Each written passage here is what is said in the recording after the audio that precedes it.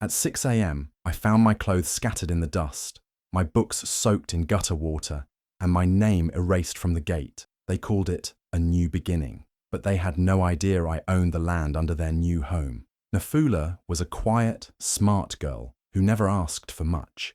She was the first child of her father, but after he passed away, everything in her life changed. Her stepmother, who never truly liked her, started treating her like she didn't belong.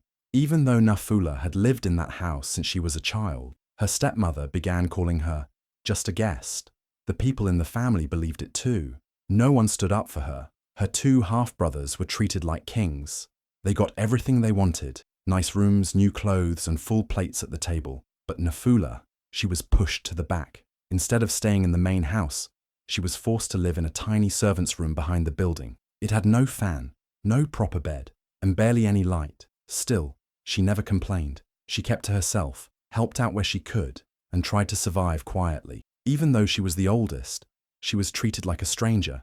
At night, she would look at the stars and wonder if anyone remembered that she was still part of the family. Deep inside, Nafula knew her father would never have wanted this for her, but no one cared. Her voice didn't matter. Her presence was ignored. She walked around her childhood home like a ghost, unseen and unwanted. The house that once held her laughter now held only silence for her. Everyone had moved on, except her. She was stuck in the shadows of a home that used to be hers, watching as others claimed everything while she had nothing. Yet even in all that pain, Nafula stayed strong. She was quiet, but her heart was not weak. And though they didn't know it yet, the story was far from over. Every month, Nafula did something that would make most people cry in shame. She paid rent to live in the very house where she was born. Yes, rent. And not to a stranger, but to her stepmother, the same woman who once promised to treat her like a daughter. After her father died, everything changed. The house, once filled with warmth and laughter, became a place where Nafula was treated like a burden. She didn't argue, she didn't shout. Instead, she quietly handed over money every month just to keep sleeping in that tiny, rusty room behind the house. A room without a proper door, where rats ran at night and rain leaked through the roof. But here's the twist. Nafula wasn't just living there because she had nowhere else to go. That house legally belonged to her too. Her father had written a will before he died, a clear will that said the house and land should be shared equally among all three children, Nafula, Ife, and Obi. But the will was kept hidden, locked away, and the truth was buried like a secret. The stepmother told everyone Nafula's portion was the small servant room, and no one dared to question her, not even the brothers. They acted like Nafula should be grateful for being allowed to stay at all. Each time she paid that rent, it was like handing over a piece of her pride. She would walk to the back door quietly, give the envelope to the housekeeper, and return to her room like a shadow. Nobody asked where the money came. They didn't care if she had eaten. All they cared about was that she didn't disturb the peace. But Nafula kept a secret of her own. She still had a copy of the will. She had hidden it safely, away from eyes that wanted to erase her. And every night before she slept, she would take it out, read her father's handwriting, and remind herself, this land is mine too. She didn't know when or how, but she believed, deep down, that the truth would one day speak louder than all the lies. So she continued to pay the rent, not because she was weak, but because she was waiting for the right moment. The perfect moment to rise. A storm was coming, and they had no idea. While they laughed inside the big house and planned their future, Nafula was quietly gathering strength. They thought she was nothing, but they forgot one thing. A quiet girl with truth in her hands is more dangerous than 1,000 liars. And soon, they would find out exactly what she had been holding back all along. One bright morning, Ife, the youngest brother, returned from abroad. He came home with flashy clothes, expensive perfume, and loud promises. He stepped out of the airport like a celebrity, and by the time he reached home, everyone was already calling him our savior. His stepmother danced with joy. His brother Obi clapped like a child. Eve has come to change our lives, they all said. Nafula watched from the corner, quiet as always. Soon, Eve started talking about his big plans. We'll break down this old house, he said, and build a grand mansion, a duplex with marble floors and golden lights. The family clapped again. The neighbors were impressed. Workers started coming to the house with tools, papers, and cement sample. Ife had money, and with money, he thought he had power. The old family compound suddenly became a project site, and everyone was too busy talking about the future to care about the past. But Nafula remembered. She remembered the will, the one that said the land belonged to all 3 siblings. So one day, during lunch, she spoke up. She didn't shout. She just said, "Please remember, I also have a legal share in this land." For a second, there was silence. Then laughter exploded like thunder. Her stepmother slapped the table. "Legal share? You?" Eve smirked and said, "Sister, don't embarrass yourself. You're lucky we let you stay here." Even Obi joined in. "Go back to your little corner room and stay out of adult matters." Nafula felt like the air had been punched out of her. Her voice, once filled with truth, was treated like a joke. No one listened. No one cared. She was invisible again, just like before. But this time, the pain was different. It was deeper, sharper. They were not just ignoring her. They were erasing her. The next day, trucks came in. They started moving things around, measuring land, and marking walls. They didn't even ask her to move. They just built around her room like she was a piece of old furniture. She watched them through her tiny window, eyes burning, heart heavy. What they didn't know was that Nafula had stopped crying. She had started planning. They had laughed in her face, but they didn't see the fire behind her eyes. Let them build, she thought. Let them pour their money into the ground, because one day soon, that very ground would rise up and speak for her. And when it did, the same people who laughed would have nowhere to hide. One morning, before the sun even rose fully, Nafula opened her eyes to a strange sound. People talking loudly outside her window. She got up quickly, heart racing, but what she saw froze her to the bone. Her clothes were on the ground, scattered in the dust. Her books were thrown into the gutter, soaking wet. Her mattress, the only thing she had to sleep on, was torn apart like garbage. Her bag was ripped open. Her shoes, gone. Only one slipper was left near the gate. She ran outside, confused and shaking. Workers were walking around like nothing happened. One man was mixing cement. Another was painting the new fence. Then she saw a security guard she didn't recognize. She asked, "What's going on?" The guard looked at her like she was a stranger and said, "Madam said you must be out before the guests come. Housewarming is this weekend. You can't be here anymore." Nafula stood still, shocked. "But this is my home," she whispered. The guard shrugged. "Not anymore."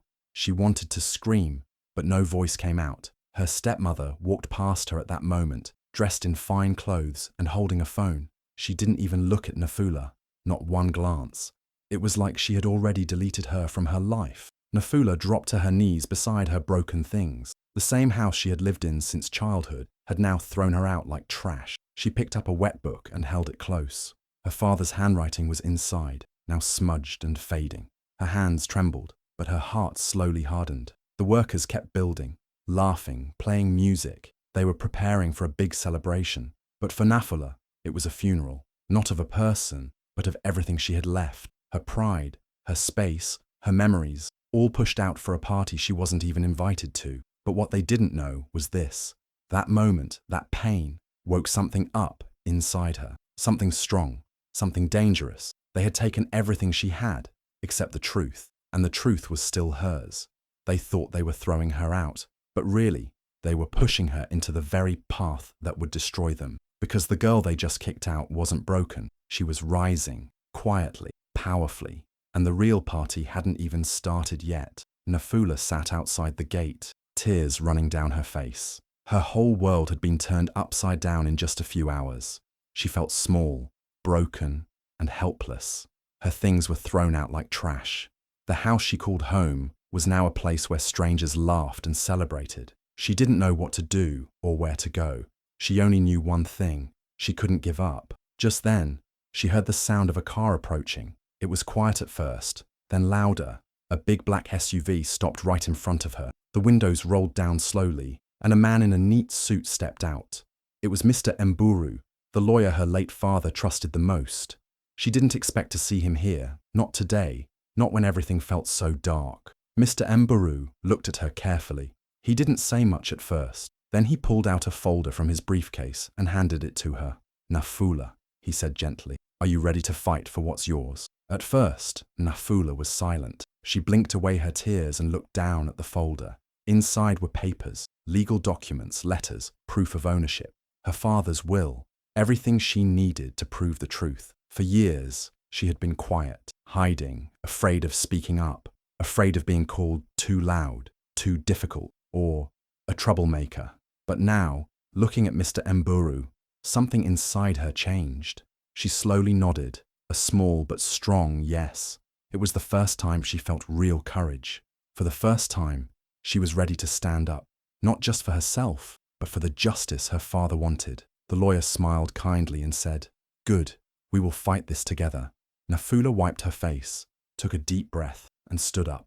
The pain was still there, but now it was mixed with hope and determination. She wasn't just a quiet girl who lived in a small broken room anymore. She was someone with a voice that could not be ignored. The neighbors and her stepmother didn't know what was coming. They thought they had won by pushing her out and building their big house, but they had made a mistake. They had awakened a force they didn't understand. Nafula was ready. The fight was just beginning, and this time she wouldn't stay silent. She would be loud. She would be strong. She would take back what was hers. The land, the house, the respect, all of it. As the black SUV drove away, Nafula felt a spark inside her, a spark that would grow into a fire no one could put out, and that fire would burn away all the lies and secrets. This was her moment, her time to rise, and she was not going to stop until justice was hers. While the big house was rising brick by brick, Nafula was working quietly in the shadows. Every morning, as the workers came with their tools and machines, she was already up, carrying folders and papers. She didn't have fancy clothes or loud words, but she had something stronger, proof and patience. She visited offices, met surveyors, and talked to people who knew the land well. She learned how to read old maps and where the property lines really were. She found the original will her father wrote years ago, the one that said the land belonged to all 3 siblings, equally. But the will had faded, and some signatures were hard to see. So, she worked with the lawyer, Mr. Mburu, to get the will checked again by the court. They made sure it was official and could not be ignored. Nafula did all this without anyone noticing. Her stepmother and brothers were busy throwing parties and making plans. They laughed and joked about how Nafula was too quiet and too weak to fight them. They thought she was nothing but a forgotten shadow, but every secret meeting, every document she collected was building a wall of truth, stronger than any brick in their new mansion. One afternoon, a worker spotted Nafula talking with a man in a suit near the edge of the property. It was a court official. The man was reading something from a paper while Nafula listened carefully. The workers whispered, "Who is she talking to? Why is there a court officer here?" Word quickly spread like wildfire. Soon the stepmother and Aoife came rushing to the scene, their faces full of shock and anger. "What are you doing here?" the stepmother demanded. But Nafula stood tall, calm, and steady. "I'm claiming what is mine," she said softly. The neighbors who once ignored her now watched with wide eyes. The woman they thought was weak was suddenly a force to be reckoned with. She had the law on her side. She had proof, and she had the courage they never believed she had. The house, which was supposed to be a symbol of their victory, now felt like a cage. The mansion was still growing, but so was Nafula's power. And with every legal paper signed and every official visit made, the walls they built were shaking. No one knew what would happen next, but one thing was clear. Nafula was no longer invisible. She was a storm rising quietly, but unstoppable. And soon, everyone would have to face the truth she held in her hands. The day of the housewarming party arrived, and everything looked perfect for Aoife and his family. The big house was shining under the bright sun, decorated with colourful balloons and flowers. Loud music played, and guests dressed in their best clothes walked around, smiling and chatting. The smell of delicious food filled the air, and the photographers clicked their cameras non-stop. Everyone was there, neighbours, friends, even local reporters. It was supposed to be a day of celebration, a day to show off the new family mansion and their success. Aoife stood at the centre of it all, looking proud and confident. He wore a sharp suit and held a glass of sparkling juice, ready to make a toast. The crowd quieted down as he raised his glass and said, "To our new family legacy." May this home bring us happiness and success for many years to come. Just as everyone was about to cheer, the mood suddenly changed. The large gates opened again, and a serious-looking man walked in. He was wearing a dark suit and held a thick envelope in his hand. People whispered, wondering who this stranger was. Eve's smile faltered as the man walked straight up to him and the crowd. The man cleared his throat and began to speak in a loud, clear voice. "Ladies and gentlemen, I am a court official. I have a legal notice to deliver." Everyone fell silent, curious and nervous. He opened the envelope and pulled out a paper. Then, slowly but firmly, he read aloud the words that shocked everyone. "This property is under legal dispute. The rightful ownership is being challenged in court. All occupants must vacate the premises within 7 days." Gasps and murmurs spread through the crowd like wildfire. Some guests looked confused. Others whispered nervously. Eve's face turned pale, and his stepmother's smile disappeared completely. The people who had been laughing and celebrating just moments ago now stared at each other in shock. Nafula stood at the edge of the crowd, watching quietly. She felt a mix of sadness and satisfaction. This was the moment she had been waiting for, the truth finally coming out in front of everyone. The party that was supposed to be a celebration had turned into a protest against injustice. For the first time, everyone saw Nafula not as the quiet girl in the small room, but as a woman who was standing up for her rights. The mansion's bright lights could not hide the dark truth now shining in front of them all. And as the guests slowly left, the air was filled not with music and laughter, but with the powerful sound of justice knocking at the door. The real fight had just begun. The air was thick with tension as Nafula stepped up to the gate, the same gate they had once slammed in her face. She wore the same simple dress they had mocked so many times, the one they said made her look weak, unimportant. But today, that dress wasn't a symbol of shame. It was a symbol of her quiet strength. With each step, the crowd's whispers grew louder, eyes fixed on the woman who had been invisible for so long, but was now impossible to ignore. She walked slowly and calmly, like a queen entering her rightful kingdom. No tears, no anger, just a deep, steady confidence that made the air around her feel electric. People held their breath, waiting for what would come next. At the gate, her stepmother and brothers stood with shocked faces, their smiles gone. The laughter and teasing they once used to push Nafula down had vanished. They looked small now, caught in the moment they had tried so hard to control. Nafula reached into her bag and pulled out a thick envelope. The crowd leaned in closer as she opened it and handed the papers to her stepmother. The stepmother's fingers trembled as she took the eviction order. Nafula's brothers stared, wide-eyed and speechless. "This land was never just yours," Nafula said, her voice clear and steady, cutting through the murmurs like a sharp blade. "You erased me. You pushed me out. You treated me like I didn't belong here. But now, the law restores me." The words hit harder than any shout or fight. The neighbors and guests watching gasped. Cameras flashed. Everyone knew this was more than just a piece of paper. It was justice.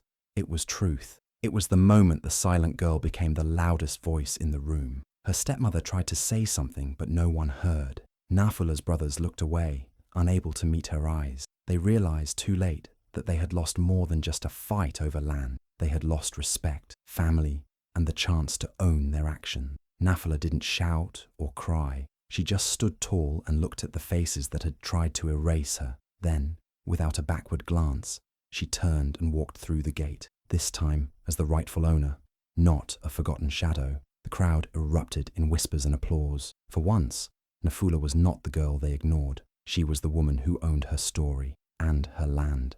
The gate closed behind her, but a new door had opened. A door to justice, respect, and a future built on her own terms. Everyone watching knew one thing.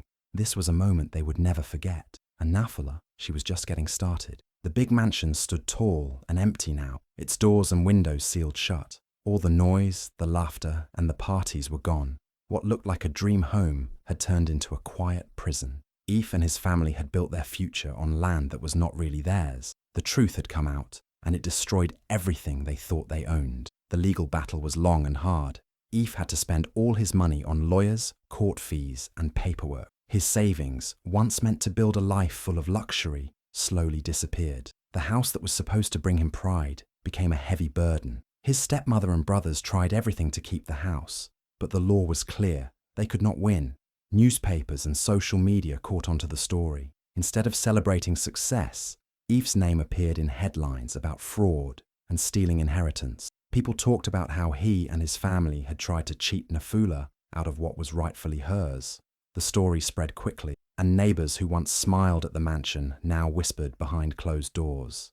The family's reputation was broken, and no amount of money could fix it. Nafula did not celebrate their failure. She did not dance or shout with victory. For her, this was never about revenge or making them suffer. It was about justice and getting what was hers all along. She quietly walked back to her small, rusty room behind the house, the same place she had lived for years. But now, this little room was legally her home. That night, for the first time in a long time, Nafula slept peacefully. No fear, no sadness, no feeling like an unwanted guest. The weight of years of pain lifted off her shoulders. She knew this was only the beginning of a new life, one where she would be respected and treated as an equal. The mansion may have looked like a palace, but it was built on broken ground. Nothing good could grow there. Meanwhile, Nafula's small room, filled with memories and hope, was where real peace began. And that peace was worth more than any mansion or fortune. Her story was not about riches or revenge. It was about truth,